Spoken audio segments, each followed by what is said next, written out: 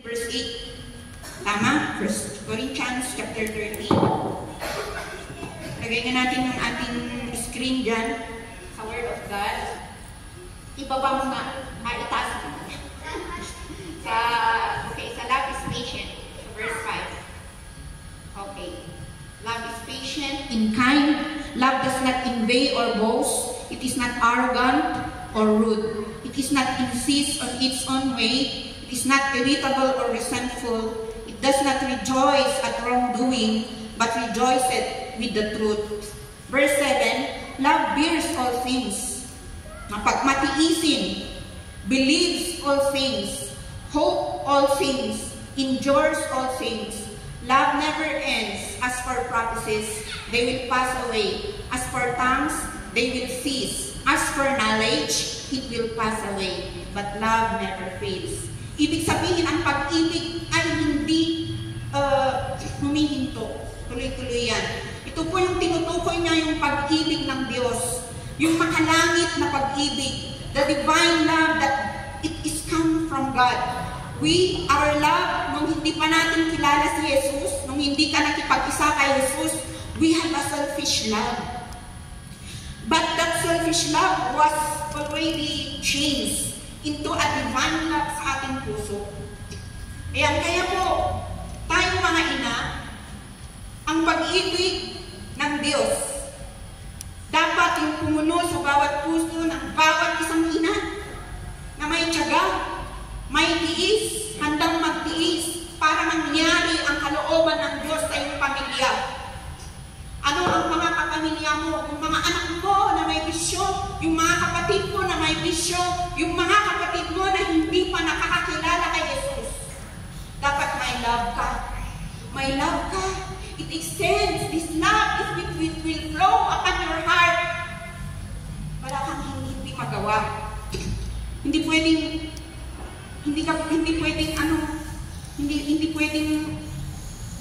wala kang magawa. Na ang love na ito dahil naranasan mo at nakita mo. Ako kasi akala ko nung nagmamahal sa akin. Pero nung binasa ko from cover to cover ang Bible, I understand that the love of God is like an ocean. Grabe yung worship. Hallelujah. It's like an ocean, it never ends. And so that love flows from my spirit. Kaya nga kahapon, pinagluto ko yung worship team. Grabe, hinubos nilang lahat. Si iba, pag nagluto ka with love. Amen. Na lahat ng ginagawa natin ay dahil na mahal natin ang Diyos. Dahil ang love na ito, ang love na nanggagaling sa Diyos, ito po yung nananatili sa puso natin. Kaya kahit mahirap minsan, nag-i-enjoy tayo. Hindi pa na ma-enjoy yung hirap. Kaya hindi halata. Amen. Hindi halata sa mga anak ng Diyos na sila'y medyo may nahihirapan, nakangiti pa rin. Why? Because of this love, we have hope. And because of this love that comes from God, we have joy. And Jesus is joy. The joy, sabi ng Lord na I will give you joy. I will give you peace that the world cannot give. Hindi yung mundong ito. Kaya magtiis, may tiisin, yan, may tiyaga, para mangyari ang kalooban ng Diyos sa iyong pamilya.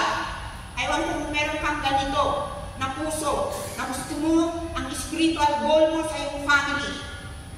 Okay? I hope you have an spiritual goal. Meron kang pagmamalasakit sa iyong pamilya na kagaya ng puso ng Diyos. Kasi ito po the heart of love. Ito po yung 1 Corinthians, the chapter of love. Love is patient and kind. Love does not envy or boast. It is not arrogant. Amen. It does not insist on its own way. Hindi yung gusto mo ang gusto mo. Amen. Hallelujah. Yung iba, hindi pa pinagpupring mabuti. Wala pang narinig sa Diyos. Hindi pa nakarinig sa Diyos. Pero kailangan po, meron tayong marinig sa mga major decisions na gagawin natin sa ating buhay. Kailangan po natin makinig sa Diyos. Magbasa ng kanyang salita. Kasi doon po siya, God speaks to us through sa kanyang mga lingkod, through sa circumstances ng buhay natin, sa kanyang salita, sa dreams, at saka sa Holy Spirit. spirit to spirit. So the children of God will be led by the Holy Spirit. They are the children of God. Yung mga anak ng Diyos, nililid, pinangunahan ng Holy Spirit. Hallelujah. Yan po. Ang isang ina na may puso na kagaya ng love ng Diyos, napupuno siya ng tiis dahil po sa pag-ibig ng Diyos, hindi siya natutuwa sa masama o sa kalikuan, ngunit ikinagagalak niya ang katotohanan. Okay? Kaya in the book of Deuteronomy, chapter 6, verse 7, kung di ako nagkakamali, 6 verse 6, sabi niya, "In these words which I command you today shall be in your heart. You shall teach them diligently to your children, and shall talk of them when you sit in your house, when you walk by the way, when you lie down, and when you rise up. That you will have to teach them patiently." Kasi iba na ngayon, ang mundo ngayon yung anak yung nagmamaniobra sa magulang. Baliktad. Pero, when we see the family order, biblical family order, ang ama at ang ina nagtuturo po ng Word of God sa kanilang mga anak. Sabihin mo sa katabi mo, ikaw ang topic ngayon. Pag wala ka pang naman anak, siyempre, turuan mo yung mga magulang mo ng Word of God. Amen. Ganun po yun. Kasi spiritual, pag ikaw ang nag-church, nakikinig ng salita ng Diyos, sinanggap ang Panginoong Yesus, nasa sa iyong mga kamay na ang dugo, ang kaluluwa ng mga kasambahay mo. Hallelujah. That is to be read in Ezekiel, pero hindi na tayo pupunta doon. But if we have love, like the heart of Jesus, meron tayong magmamalasakit eh. Meron tayong magmamalasakit sa mga kaluluwa ng mga kasambahay natin, kaya pwede tayong mag-fasting. Okay? Pwede tayong mag-fasting. Pwede po tayong mag-fasting. The power of fasting and prayer para po ma-save ang mga kasambahay natin. Naalala ko po yung tatay ko noon. Gusto ko pong makakilala siya sa Panginoon. Ako po ay nag-fast sa isang store na maliit na hindi na ginagamit doon sa Marcos Highway, doon sa Justice Village. I fasted for 1 week. Siyempre, pag makikita naman ng Diyos na ang puso natin ay tungo sa kanyang kalooban, He will not fail us. God will not fail our desire. If our desire is godly desire, if our desire is God's desire, hindi na po tayo bibiguin. Ang Diyos hindi na kailangan tayo bibiguin. Hallelujah. So, may isang ama, paalala ko po yung isang ama, yung kwento ng isang ama, yung no Bible, no breakfast. Okay? Yung pang sa breakfast sa umaga, bago sila kakain, kailangan Bible muna. Bible reading muna. Because the authority in the family is the father. Ayaw ko ba tayo pumunta sa pamilya? Baka para sa ito. The authority that God gave sa pamilya ay yung ama po yung authority sa isang pamilya. Okay? At siya yung mag-initiate bilang authority, spiritual authority sa loob ng pamilya. Kung walang ama, di yung ina. Kaya nga napakahalaga po ng mga magulang ngayon. Pero nakikita natin ang ating lipunan sa mga time na ito. Kahit Kristiyano, no? Parang nahiya silang mag-share. Pero hindi dapat. Kasi ito po ang salita ng Diyos na nakakapagbigay ng lakas, nakakapagbago, i-transform. Ito po yung naghuhugas sa mga maling asal, maling isip. Ito po yung nagdadala sa atin sa kaluluwa natin sa langit at kaluluwa ng mga mahal natin sa buhay. Kaya saludo ako dun sa amang yun na no breakfast, no Bible. Yun po yung role niya eh. Kaya lang ng mga anak, even si Manny Pacquiao, napanood nyo siya si Manny Pacquiao, doon sa dining table eh, nagkwentuhan sila. Bago sila kakain, meron mo ng Bible reading. Meron mo ng meron mo ng mga Word of God yan na i-share ng bawat isa. So, yan. Yan yung authority ng isang ama na kapag naniwala kay Jesus at pinangatawanan niya ang salita ng Diyos, maniwala ka, susunod ang pamilya, susunod ang anak na maglilingkod sa Diyos. Kasi, why? The fathers are the authority authority of that. Dapat alam nyo, yung authority nyo na ibinigay ng Diyos sa'yo. Ewan ko ba tayo napupunta dito? Hindi ko naman ito pinaghandaan. I do not know. Bakit Father's Day ba ngayon? Mother's Day ngayon. But we will just obey the Holy Spirit. Hallelujah. So yan po na ang mga ama ay binigyan ng Diyos ng authority. If you do not, you come to me and I will show you. Pero nasa Bible yan. Sa Ephesians chapter 6. Okay? Na kapag ang isang ama nag-submit kay Kristo, madali lang. At pinangatawanan niya, he lives in God's word. Yung pamilya niya, yung ng pamilya niya ay susunod na po sa kanya. Grabe yung authority ng isang ama. And even the mother, kasi sila po yung na-considered na light. Sila yung kayo ang ilaw sa pamilya. Yan. Kaya mga mothers ay meron pong mga pagtitiis yan para sa mga anak. Okay? Wala pong makakapantay yan. Ang pagmamahal ng isang ina. Amen. Kasi nag-collaborate. Kaya salamat po sa pagmamahal ng Diyos na He is filling our heart. Amen. Kaya love never fails. Hindi daw hihinto ito. Amen. Praise God. Ano man po, kahit hindi sa pamilya, pwede sa church, na sana mahalin natin ang church na ito kasi ito po ay gawain ng Diyos. Hallelujah. Praise God. Next to love is pupunta po tayo sa cooperation. I want to speak about cooperation. Balik muna tayo, bilang isang ina, sabi niya, ma-influensyahan mo ng salita ng Diyos ang iyong pamilya. Na maisagawa ang kalooban ng Diyos sa iyong pamilya. Amen. Kasi yun po yung ating influensya bilang godly leader, bilang godly mother, bilang godly father sa ating pamilya. Yun po yung ating influensya na we will influence them in God's will. Okay. Kaya, salamat sa Diyos na meron tayong leadership para ma-influensyahan. Hindi madali, but we have the Holy Spirit in us.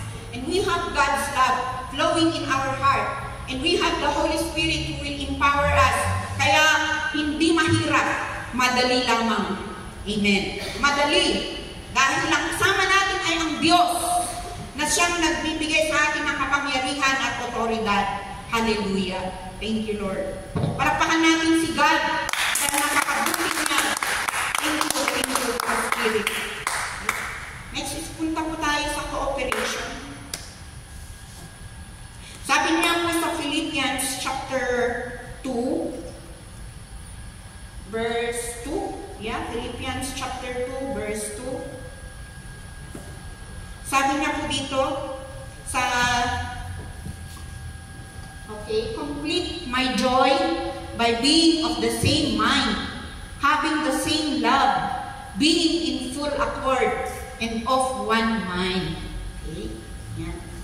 Ang cooperation po, kapag nakikipag-isa po tayo sa anumang layunin ng Diyos, okay? Kasi yung iba nakikipag-cooperate sa mga masasama, sa mga makamundo.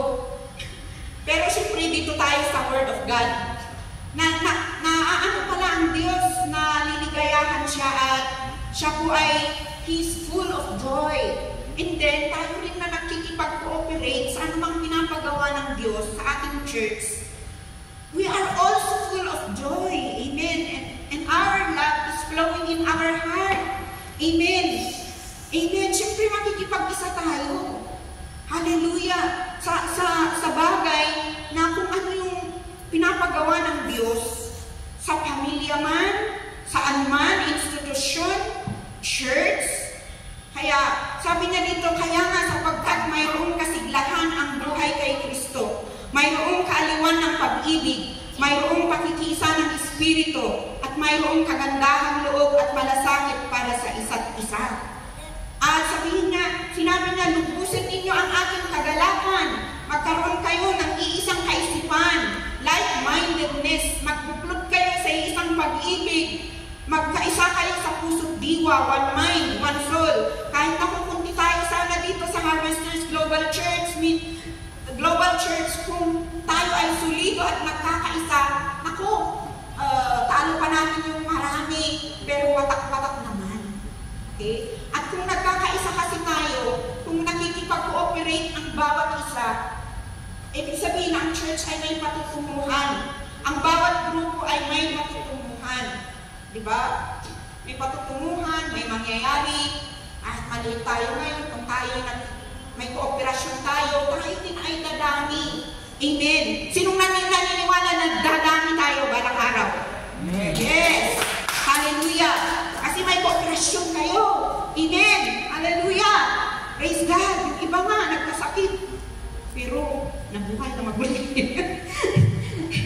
Si ang Diyos ay, ayan, healer. Healer natin ang Diyos. At magkasakit man kayo, hindi nyo pinapalata. Si Cyrus nung isang, kailan ba yun? Sorry, Sorry, I will, your example. Prayer meeting. Sunday, talaga naman, diniretso mo yung isang taon, kaya nga nagka-award ka, di ba? Tapos, dinidiretso mo na naman yung Wednesday night. Amen? Yung prayer meeting. Nahalata ko po sa kanyang mata na parang siyang dumaan, nagkasakit. Yun pala, nag-exam, marami palang tinapos na mga requirements sa school. Ano pa? Pero nandun siya sa prayer meeting. Kasi, lahat po tayo ay busy. Kaya hindi po reason yung busy. If we love God, we can do things to be there. Kahit na, kasi gusto natin makinig. Hallelujah. Hallelujah. Hallelujah. Yung iba nga, sabi may isang church member na, ewan mo ba? Ba't yung ibang church member yung ibang pastor kasi nagsisharean tayo ng mga bagay-bagay na nangyayari. Sabi ng isang pastor na kaibigan ko, sabi niya sa akin, Pastora, yung membro ko na ganito, laging wala eh. Hindi nakikiisa pag may mga gawain. Hayaan mo na lang. Pag-pray mo na lang siya. Huwag na lang pansinin siya. Kasi pag pansinin mo siya, makakihina ka pa. Sabi ko gano'n. Kasi ganyan din yung style ko eh. Ganyan din yung naranasan ko. Kapag may mga membro na hindi nakikipag-isa, kahit na sabi silang yes, minsan hindi mo maiiwasan din na hindi masaktan. Pero sabi niya sa akin, buti pa yung kasal, buti pa yung birthday, nandun siya palagi. Pero bakit sa prayer meeting wala siya, sa church gathering wala siya? Kausapin mo kayo siya, sabi ko sa kanya. Pero naisip ko na this is now the last days. Pero noon po ay mainit na mainit yun. Mainit na mainit yung taong yun kasi nakita ko nakasama yung pastor niya dati. So, this is the sign of the last days. In Revelation chapter 2 verse 4, sabi niya dito, ang sabi ng Lord sa Ephesian Church, sabi niya, nevertheless, I have this against you, that you have left your first love. Remember therefore, from where you have fallen, repent, and do the first work, or else I will come to you quickly and remove you from lampstand, from its place, unless you repent. Check up po natin yung ating mga puso. Salamat po sa honesty kanina ng isang nag-testimony na nanlamig siya sa Panginoon. But you have to remember where you have fallen. Okay? Tayo na ba yung ating pag-ibig sa Diyos? Nanlalamig na ba tayo? Kasi last days na ngayon, baka isa na tayo sa mga nanlalamig. Sana hindi. Kasi ayaw ng Lord na manlamig ka. Pero it's your choice. Yun po yung choice ng isang tao. Kaya reaffirm your love to God. Pagningasin mo muli ang iyong pag-ibig sa Diyos. Kasi dapat siya ang una. Kaya sabi niya po sa kanyang salita na love the Lord your God with all your heart, with all your soul, in your strength, sabi. At kapag marami ang nanlalamig, ang kanilang pag-ibig sa iyong simbahan, sa pamilya mo, sa classmate mo, sa workplace mo, huwag ka namang makiisa doon, huwag kang sumama doon. Amen. Kasi po, hindi po yung kalooban ng Diyos na ikaw ay manlamig. Beware! Kung biglang may na dumating ang Panginoong Hesus, hindi pa naman atin ang ating buhay. Kaya dapat kayong mga ina, kayo po yung teacher of God's Word sa iyong tahanan, sa inyong mga pamilya, kayo po yung mga nagpapaaralan ng kalooban ng Diyos if we have God's Word in our heart. Hallelujah! Ito po yung messages sa life group, na yung mga life group, yung mga prayer meeting natin, ito yung mga pabalik-balik na word na do not neglect the source of your power, yung prayer, your meditating the word of God. Kasi kung kuras na ng hina tayo doon, yung word of God, hindi tayo pumunta sa church para maligtas tayo. Pumupunta tayo sa church dahil ligtas na tayo. We are already children of God. We are already saved, kaya tayo pumupunta ng church. At dapat meron tayong commitment sa kung saan church tayo dinala ng Panginoon. Hallelujah. Praise God. Because it means that cooperation is working together towards a common goal. Nagkakaisa po tayo sa isang bagay ay pinapagawa ng Diyos. We are God's builder of His kingdom. We are building His kingdom. We are not building our own kingdom. Hallelujah. Kaya may patutunguhan po ang bawat nagkakaisa, may patutunguhan. Natatapos po yung mga bagay-bagay na maayos at nakakalugod sa Diyos. Kung tayo po ay nagkakaisa at may kooperasyon ang bawat isa. Cooperation, it means let's work together. Amen. Hindi po ako lang, hindi po we o kami lang. Saan ka? Where are you? Anong ginagawa mo? O ulitin ko po, kahit kung hindi po tayo sa church na ito, kung tayo ay nagkakaisa at solido, I believe na may patutunguhan at may mangyayari sa ating iglesia. Hallelujah. Praise God. May mararating ang church na ito, basta't bawat isa sa atin ay may party, may magkiki-cooperate. Para sa ikalalago ng church na ito. Dahil inaamin ko na hindi ko po kaya. Hindi ko po kaya na may ginagawa tayo sa ating organization, sa PCOGIN. Pumunta tayo sa Hong Kong. Hong Kong, it's because of our organization. At may ginagawa tayo sa work ng Singapore, may ginagawa rin tayo sa Body of Christ dito sa Baguio, even sa mga politicians that we are influencing them para yung mga politician natin na namumuno sana sa ating syudad ay magkaroon ng banal na pagkatakot sa Diyos. May ginagawa din tayo sa bawat isa, may ginagawa din tayo sa mga neighbors natin, sa mga anak at ako. Na kung minsan isipin mo paano na tayo magkakaroon ng time, but it's only by God's grace na tayo ay nakakatayo at nakakapaglingkod sa Diyos. Kasi alam ng Diyos yung nasa puso natin. In Psalm 133, verse 3, ito na po yung last, sabi niya dito, sa Tagalog, napakaligaya at kahanga-hanga sa ating napakaligaya at kahanga-hanga sa ating pagmasid, ang nagkakaisa at laging sama-sama. Amen. Pag lagi tayong magkasama-sama ng mga magkakapatid kay Kristo, masaya. Amen. Hallelujah. Kapag tayo ay nakikipag-isa sa gawain ng Diyos, masaya.